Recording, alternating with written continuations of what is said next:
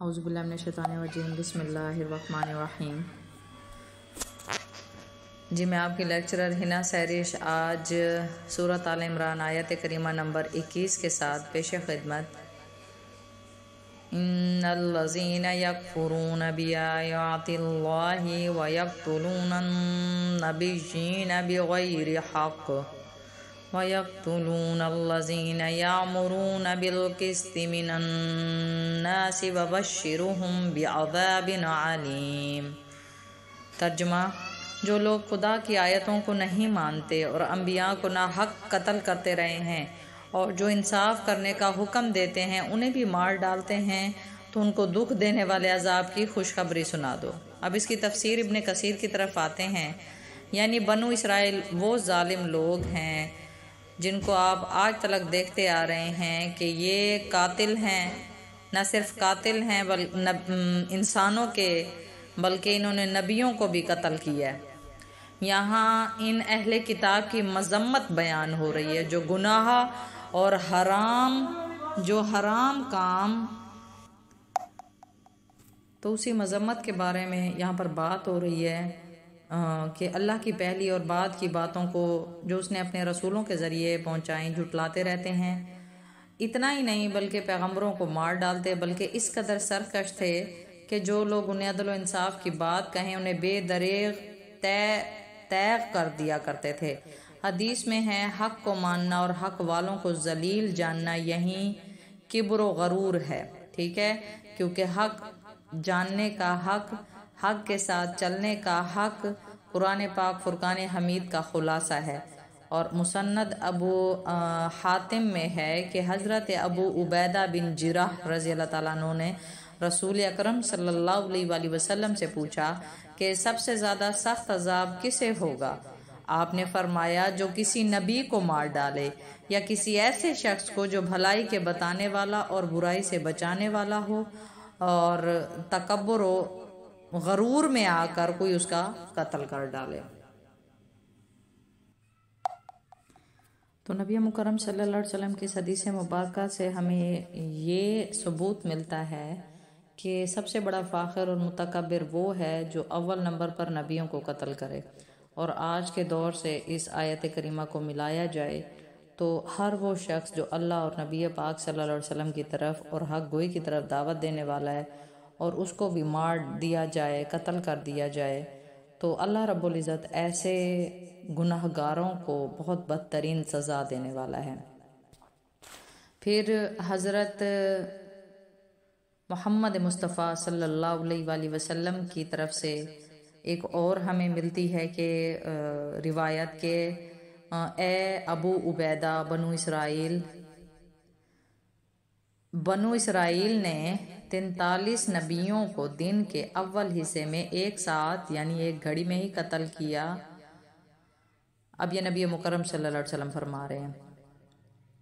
پھر 170 بنو اسرائیل کے وہ ایماندار جو انہیں روکنے کے لیے کھڑے ہوئے تھے، انہیں بھلائی کا حکم دے رہے تھے اور برائی سے روک رہے تھے، ان سب کو بھی اسی دن کے آخری حصے میں مار ڈالا۔ اس آیت میں اللہ تعالیٰ انہی کا ذکر کر رہا ہے۔ ابن جریر میں ہے، حضرت عبداللہ بن مسعود فرماتے ہیں بنو اسرائیل کے 300 نبیوں کو دن کے شروع میں قتل کیا اور شام کو سبزی پالک بیچنے بیٹھ گئے۔ مطلب اس قدر سرکش، اس قدر متکبر فاخر یہ قوم، یہودیوں کی قوم، اور ٹل ٹو ڈیٹ آپ دیکھ لیں کہ استغفر اللہ ربی نے پوری دنیا کا جینا محال کیا ہوا ہے، اسپیشلی مسلمانوں کا جینا محال کیا ہوا ہے۔ فلسطین کی حالت آپ دیکھ لیں، یہ شروع سے ہی بدبخت قوم ہے، یہ شروع سے ہی ایسی پٹی ہوئی قوم ہے جو آ رہی ہے، اور قرآن پاک ان کی خود گواہی دے کر فرما رہا ہے۔ اگلی آیت کریمہ نمبر 22 اولئک الذین حبطت اعمالهم فی الدنیا والآخرہ وما لهم من الناصرین۔ یہ ایسے لوگ ہیں جن کے اعمال دنیا اور آخرت دونوں میں برباد ہیں اور ان کا کوئی بھی مددگار نہیں ہے، کوئی ان کا حامی نہیں ہے، اللہ کی طرف سے ان کی کوئی مدد نہیں بھیجی جائے گی۔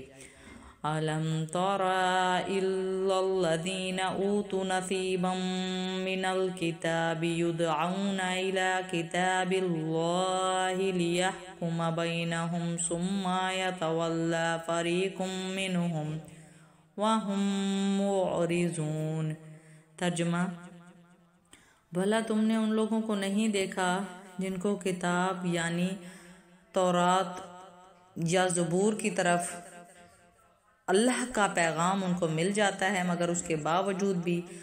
وہ بہرا دیا گیا اور وہ اس کتاب کی طرف بلائے جاتے ہیں تاکہ وہ ان کے تنازعات میں ان کا فیصلہ کر دے، تو ایک فریق ان میں سے کچھ ادائی کے ساتھ منہ پھیر لیتا ہے۔ اب جھوٹے دعووں کی بات آ رہی ہے، اللہ کے بھیجے ہوئے پیغامات سے منہ پھیرنے کی بات آ رہی ہے۔ یہاں اللہ تعالیٰ نے خود فرمایا کہ یہود و نصارہ اپنے اس دعوے میں بھی جھوٹے ہیں کہ ان کا تورات اور انجیل پر ایمان ہے، کیونکہ ان کتابوں کی ہدایت کے مطابق جب انہیں اسی کتابوں میں نبی آخر الزماں صلی اللہ علیہ وسلم کی اطاعت کی طرف بلایا جاتا ہے تو یہ منہ پھیر کے بھاگتے ہوئے دکھائی دیتے ہیں اور یہ کہتے ہیں کہ نہیں جی، ہم معتبر قومیں ہیں، ہم سب سے اونچی قومیں ہیں۔ ان کی یہ اعلیٰ درجہ کی سرکشی، تکبر اور عناد مخالفت ظاہر ہو رہی ہے کہ اس مخالفت حق اور بے جا سرکشی پر انہیں اس چیز نے دلیر کر دیا ہے، انہوں نے اللہ کی کتاب میں نہ ہونے کے باوجود اپنی طرف سے جھوٹ بنا کر یہ بات بنا لی، ہم تو صرف چند روز ہی آگ میں رہیں گے۔ اب یہ بھی ان کی غلط فہمی ہے جو کہ یہ کہتے ہیں ہم تو اتنا معتبر قوم ہیں کہ ہم تو چند روز ہی آگ میں رہیں گے، یعنی فقط 7 روز، دنیا کے حساب کے ہر 1000 سال کے پیچھے ایک دن۔ اور وہ اپنی طرف سے انہوں نے من گڑت یہ بنائی ہوئی ہے، ان کا یہ سوچ ہے، ان کی یہ بچار ہے، جس پر اللہ رب العزت نے یہ جواب دیا کہ قیامت کے روز تم لوگ سب سے بدترین حال میں ہوگے۔ تو اللہ رب العزت ہمیں قرآن پاک فرقان حمید میں سے یہ سمجھنے کی توفیق عطا فرمائے کہ یہ لوگ سراسر ہمارے دشمن ہیں، جو منکران قرآن پاک ہیں، منکران نبی آخر الزماں صلی اللہ علیہ وسلم ہیں، کہ آپ صلی اللہ علیہ وسلم کی ذات و برکات نے فرمایا اللہ کے نزدیک وہ منکر ہے، وہ فاخر ہے، وہ متکبر ہے اور وہ مشرک ہے جس نے اللہ کے ایک نبی سے بھی انکار کر دیا، تو ان کی ذات و برکات سے انکار کر دیا۔ تو اگلی آیت کریمہ ذالک بأنہم قالوا لن تمسنا النار الا ایاما معدودات وغرہم فی دینہم ما کانوا یفترون۔ یہ اس لیے کہ یہ اس بات کے قائل ہیں کہ دوزخ کی آگ ہمیں چند روز کے سوا چھو ہی نہیں سکے گی، وہی بات جو میں نے ابھی آپ کو کی۔ آگے ترجمہ: اور جو کچھ یہ دین کے بارے میں بہتان باندھتے رہے ہیں اس نے ان کو دھوکے میں ڈال رکھا ہے، بے شک یہ اپنے آپ کو خود ہی بہلا رہے ہیں اپنے جھوٹ میں۔ سورۃ آل عمران آیت کریمہ نمبر 25۔ فَكَيْفَ إِذَا جَمَعْنَاهُمْ لِيَوْمٍ لَا رَيْبَ فِيهِ وَوُفِّيَتْ كُلُّ نَفْسٍ مَا كَسَبَتْ وَهُمْ لَا يُظْلَمُونَ۔ ترجمہ: تو اس وقت کیا ہوگا جب ان کو جمع کریں گے، یعنی اس روز جس کے آنے میں کچھ بھی شک نہیں، اور ہر نفس اپنے اعمال کا پورا پورا بدلہ پائے گا اور ان پر ظلم نہیں کیا جائے گا۔ سورۃ آل عمران آیت کریمہ نمبر 26۔ قُلِ اللَّهُمَّ مَالِكِ الْمُلْكِ تُؤْتِي الْمُلْكَ مَنْ تَشَاءُ وَتَنزِعُ الْمُلْكَ مِمَّنْ تَشَاءُ وَتُعِزُّ مَنْ تَشَاءُ وَتُذِلُّ مَنْ تَشَاءُ بِيَدِكَ الْخَيْرُ إِنَّكَ عَلَى كُلِّ شَيْءٍ قَدِيرٌ۔ ترجمہ: کہو کہ اے خدا، اے بادشاہی کے مالک، تو جس کو چاہے بادشاہی بخشے اور جس سے چاہے بادشاہی چھین لے، اور جس کو چاہے عزت دے دے اور جسے چاہے ذلیل کرے، ہر طرح کی بھلائی تیرے ہی ہاتھ میں ہے، بے شک تو ہر چیز پر قادر ہے، قادر مطلق ہے۔ اب اس کی تفسیر کی طرف آتے ہیں۔ مالک الملک کی حمد و ثنا